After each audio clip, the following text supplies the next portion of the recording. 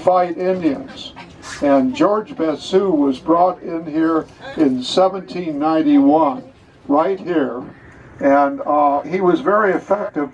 He scared the bejabbers out of the Indians. He was ferocious, because when they had that rebellion in the Caribbean, they killed maybe 5,000 to 8,000 French planters were killed in this great black slave rebellion in the Caribbean. But they made this guy a Spanish general. The Spanish made him a general, got him a fancy outfit and a gold medal, but they wanted to get rid of him, so they sent him down here, and he was right here with his soldiers fighting Indians in around there about 1796. He showed up here at Malacompra in 1796. Now, no one knows this story. This is one that I dug up from original documents. But there's been so many stories and so many characters came into Florida. This is why Florida is so fascinating. Can you use your imagination and imagine this Spanish general in his general's outfit with these black soldiers being right here, right where we're at right now, armed to the teeth. What do they call them? They had a word for them. I think it was wolves. Okay, they called them the wolves, W-O-L-V-E-S, wolves. And they were plenty dangerous. And they scared the bazoo out of the Indians. The Indians wouldn't even come near this place because they had George Bessu here. Wow. Now, unfortunately, George contracted something and died. And they were manning the fort on Rattlesnake Island, which today is called Fort Matanzas. And we believe that George and his crew were manning that fort. But in any event, they disappeared. But the Indians, after they vanished, the Indians started attacking again.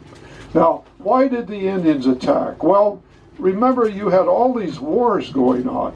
The British, Napoleon, you had all these European wars. They were all interested in taking Florida or capturing Florida. Florida then was held by the Spanish. The Spanish were in very bad shape. They had no money. The wars had swept over Spain, Napoleon, and so forth, and they weren't able to pay their soldiers. The soldiers were unpaid. Florida was in the game, and all of these European countries were stirring up the Indians. You might know the story of Tecumseh, who was basically a player in this game, and he was trying to organize the Indians in one group, which unfortunately never happened.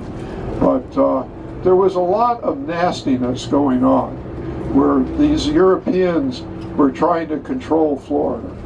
And because of that, people died, people were killed. Indians would attack. Remember the saying, I'll see if the creeks don't rise? Yeah. Hey, they weren't talking about waterways. They were talking about Creek Indians.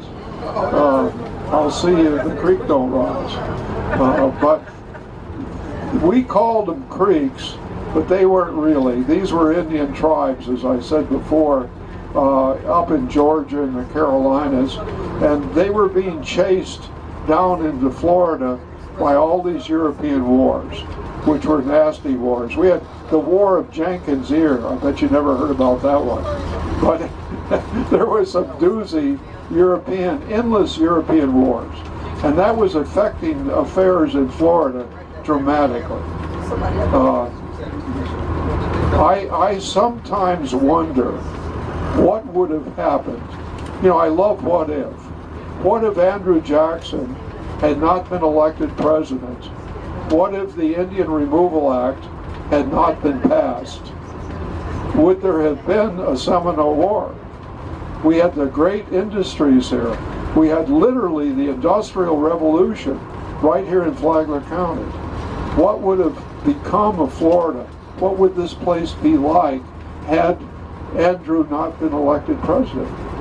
Because I think he pretty much fomented the Seminole War. I think he's single-handedly had a lot to do with it.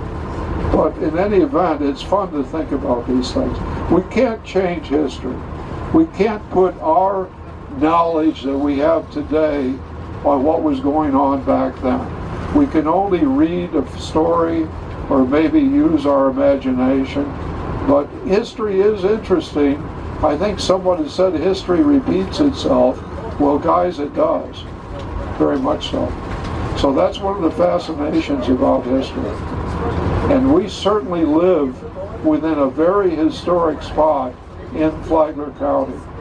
It's people have been here for a long, long time. There's an awful lot of stories here. Now, we're going to go over this bridge, and we're going to go looking for a colonial seaport. Everybody says, whoa, there was no colonial seaport in Flagler County. Aha, there was one. And we're going to find it. Let's see if we can find it. But we're going to cross over the bridge.